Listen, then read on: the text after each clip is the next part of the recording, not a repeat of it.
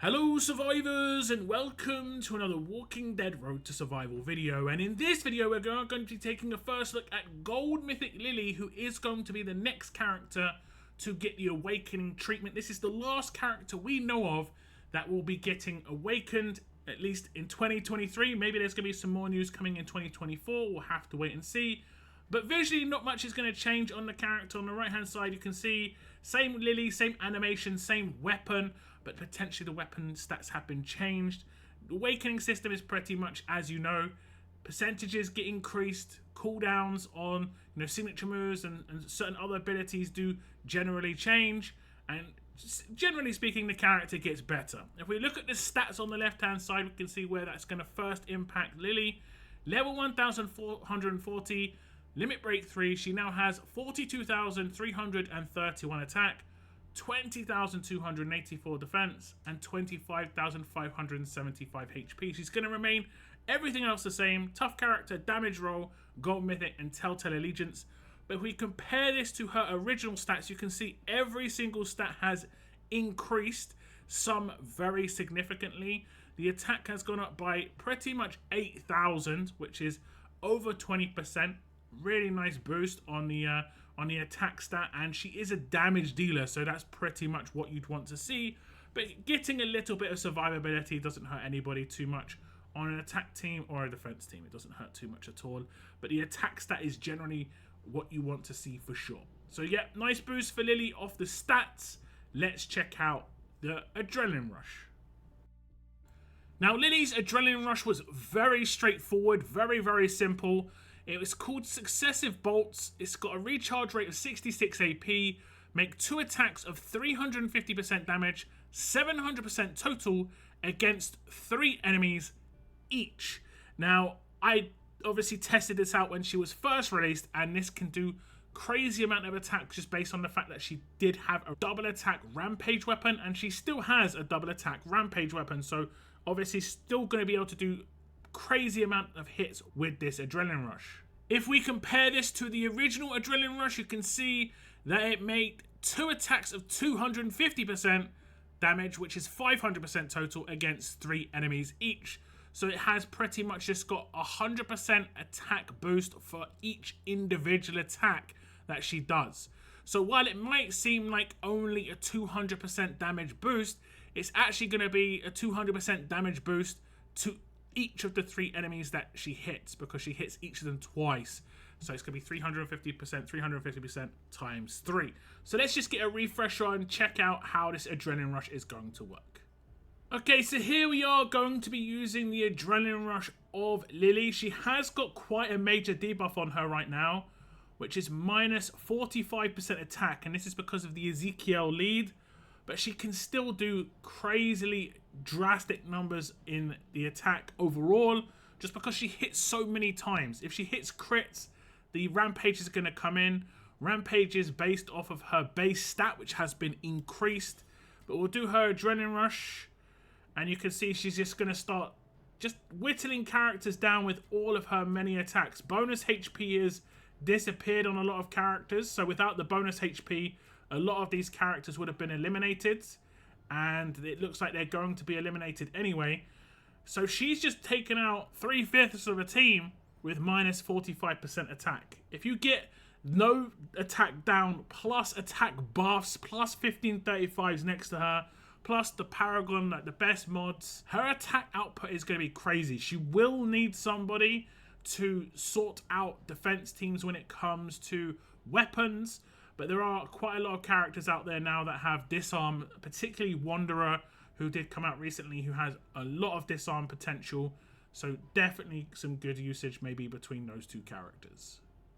So no real surprise, Lilly's damage output is going to be good. She was good before when it came to the damage output she did. She just didn't have the support. She didn't have the characters that could, do the major disarm that she needed. She didn't have the characters that could make it so that when she hit a payback, other teammates would be able to survive, because obviously she could survive because of her Guardian Shields, but other teammates couldn't. But now that this exists, we've got Maggie lead, we've got disarms. Lilly being awakened seems to be perfectly timed in terms of her actually being able to be usable about a year later. Unfortunately, she didn't have great usage on release. Now, as it is with Awakened characters, all of these skills will be fully unlocked, but you can see how they would upgrade otherwise. This is obviously a nice boost to the amount of attack output that she's going to do. Don't forget, while it is only going to boost it by 100% damage per hit, her base stats have obviously increased too, and other parts of her kit have increased enough that it's going to add even more damage as well. So, like I said, we'll look at that later, the passives and weapon particularly. It isn't just going to be 100% that's giving the boosted damage. And with the right team-ups, I think Lilly is going to be a really, really nice clearance character for sure. Now, Lilly, of course, has a signature move, and I think this is one part of her kit that a lot of people would be interested to see what they were going to do here, and I think most people will be quite happy with this. Level the playing field. It's got an initial cooldown of turn 1, cooldown of 2 turns, number of uses unlimited, normalize an enemy for 2 turns, then attack the enemy for 300% damage. If we compare that to the original signature move, you can see the initial cooldown has gone from a turn 2 down to a turn 1. This is the major change. This is the biggest part of it. The cooldown has gone down from 3 to 2. Number of uses is still unlimited. It still normalizes an enemy for 2 turns, but the attack has actually been increased from 200% damage up to 300% damage. The initial cooldown to turn 1 is what a lot of people were hoping for, and here we go. This means that you can gain 35 AP off of turn 1, which is quite important if you want to command rush her with Laura.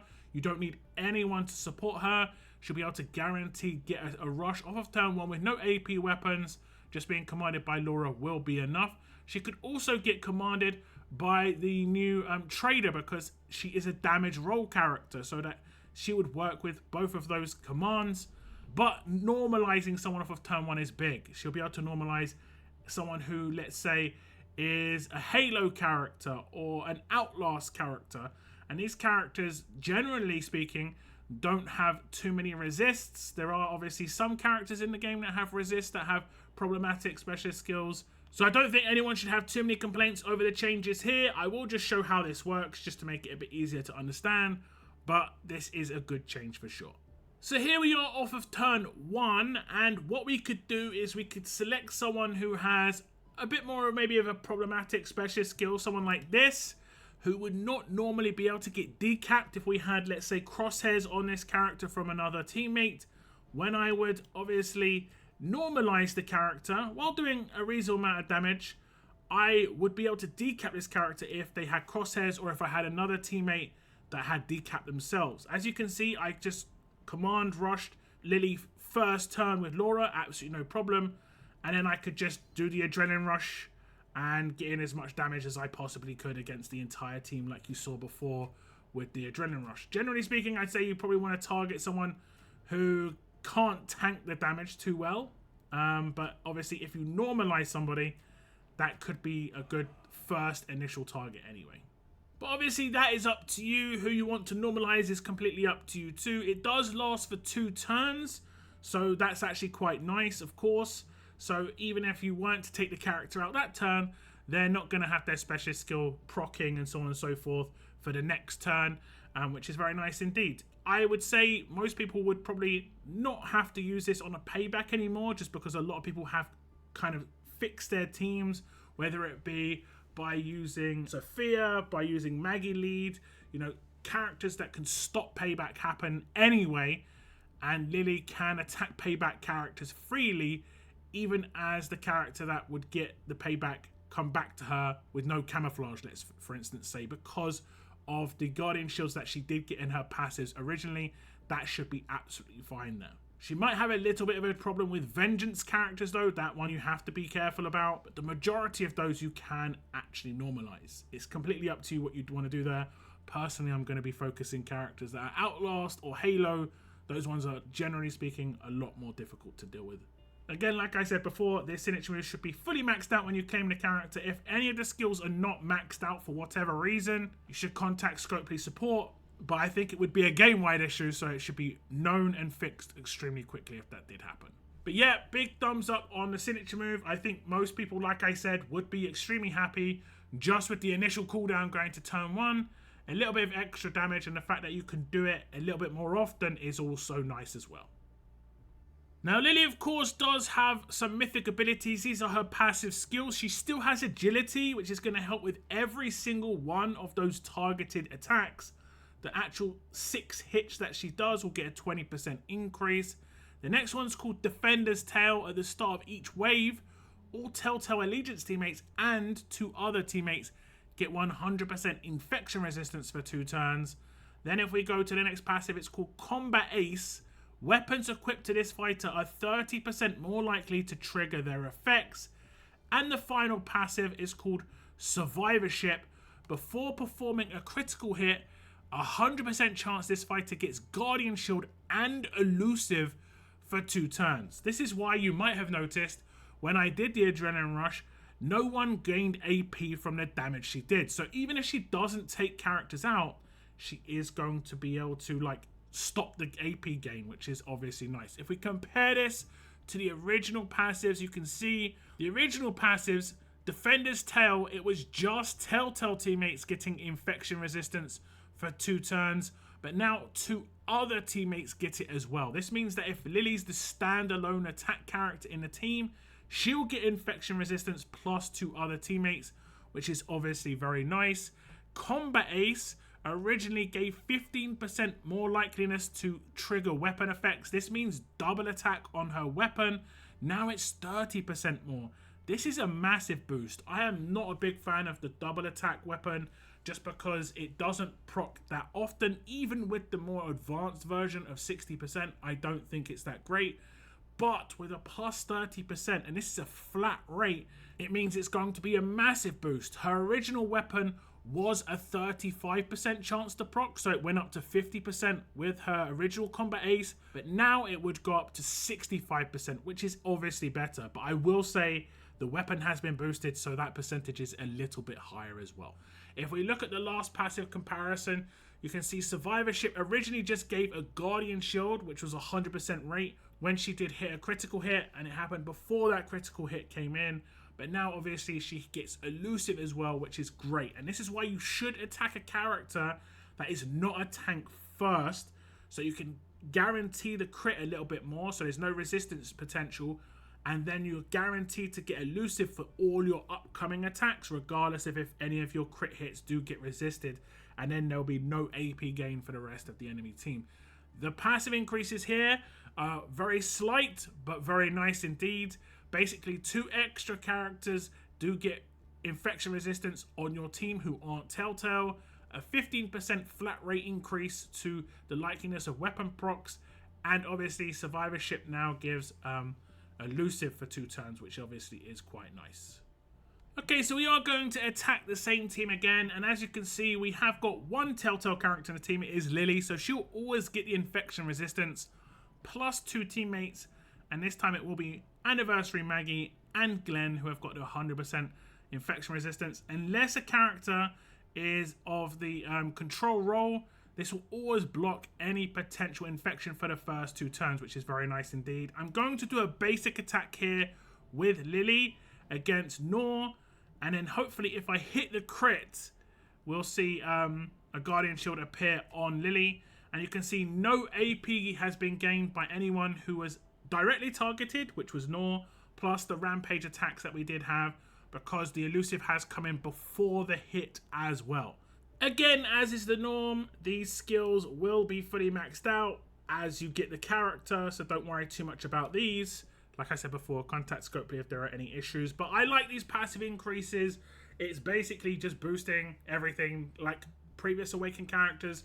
But this is quite nice indeed. I didn't think they were going to do too much to Lilly. I thought the first turn signature move was going to be it, like in terms of the major changes. But an extra 15% chance for weapon proc is big. Elusive is very nice. And honestly, the infection resistance is actually pretty cool because we've got a lot more infection on defense teams now. So Lilly could be good. And if you team her up with the Tough Trader, you'd actually have a full team infection resistance, I think, off of the first 2 turns, which actually would be very, very nice indeed. So yeah, thumbs up on the passives. I like this a lot. Next, check out the next part of our kit, which has had a boost, which is going to be the specialist skill. Now, as you can see with the specialist of Lilly, it's waste, not 2. When this specialist kills a target with an attack, a signature move, or adrenaline rush, any excess damage is dealt to 2 adjacent fighters. This is obviously great because of the amount of multi-hits she does. She has a chance to just do a little bit of excess damage. This will work with her rampage attacks as well.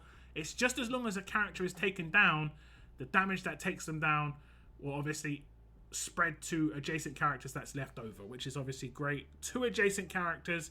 If we compare this to her original specialist skill, it was waste not 1, where when this specialist kills a target with an attack, a signature move, or adrenaline rush, any excess damage is dealt to 1 adjacent fighter. So it's just going to be doing a little bit more damage to an adjacent fighter. Let's say there was going to be 10,000 damage over what she actually needed to do to take a character out. Now it's going to do 10,000 to 2 adjacent enemies. That's actually just very nice indeed, especially with that adrenaline rush, more excess damage, extra damage on top. That's why you're seeing numbers pop up non-stop. And the amount of damage output, while it might seem like lots of little numbers, it's so many attacks, so much excess damage, it all adds up very, very quickly. So yeah, nice boost on the specialist skill. Again, I think I saw a lot of people hoping this would be the case, and here we are. Now, the last thing to get a boost, obviously, is going to be Lilly's weapon, and it has had quite the juicy upgrade. You can see Lilly's Savage Awakened crossbow. It has got 40% attack, a huge bonus to AP when attacking, improved double attack with crit up. When attacking, 60% chance to make a second attack with 175% attack and get 40 crit for 2 turns. And then Raging Rampage in the last slot. Critical attacks will hit 3 other enemies on the same side of the battlefield for 150% damage. The original weapon was quite similar, but it had 35% attack. Now, because it has 40%, if you keep the 3rd and 4th slots, which I would do on this weapon, you can just increase it to a 55% attack weapon, which is obviously very nice. The double attack has been boosted from what is, generally speaking, a 30 to 35% chance to proc up to a 60% chance to proc. But don't forget, now Lilly gets a flat 30% boost to proccing weapons, and that means this goes from 60% up to 90% chance to double attack. Suddenly, double attack sounds pretty good to me, because 60% chance is like pretty much 50-50. Not necessarily amazing, but 90% chance I think is worth using for sure. The Raging Rampage has not changed, but that was introduced with Lilly, and it is very, very powerful. And while this has not been improved at all, it will do improved damage because her base stats are going to be higher, and this is 150% damage that this is going to do. And because her base attack's higher, whenever she gets attack buffs and so on and so forth, her overall damage is just going to be, actually higher that 150% takes it from. And that means the damage output is just going to be more than it was originally. It's still going to do exactly the same as it did before. 3 other enemies are going to be hit in raids and war attacks and so on and so forth. They're always on the other side of the battlefield, so don't have to worry too much about that. So yeah, another big increase to the weapon, and it works very nicely indeed. So that was the first look at Gold Mythic Awakened Lilly, who does look very, very nice indeed. Extremely usable. There aren't a huge amount of alert characters and teams out there right now, but you can obviously mess around with combat mods for attack versus. She could be used against a lot of different teams, I feel. There's probably only like 1 or 2 teams that she's not going to be great against, like Hina defense teams, unless you can remove a lot of the camouflage early on, and maybe Davy teams, just because Davy teams are going to have a lot of absolute defense, unless you've got someone in there that has huge amounts of disarm, which you definitely could, but you might have to roll with 2 commands. You might have to have Laura and this new trader if you want to have Wanderer and Lilly rush turn 1, which definitely could be an option for sure, especially with the fact that Lilly could potentially normalize a problematic character, knowing that they wouldn't get like self-revived or going to outlast state or whatever the case scenario it may be. Lilly can deal with 1 character, which, like I say, is pretty nice indeed. Do give me your thoughts, though, on the upgrades to Awaken Lilly. Is she the kind of character that you've been waiting for in the Awaken system? I'm definitely going to try and go for this character. I have been a bit lax on, let's say, Herschel, but Lily is definitely someone who I would want to pick up. But do tell me your thoughts, like I said, in the comments down below. Thank you very much for tuning in, and as always, keep on surviving, guys. Keep on surviving.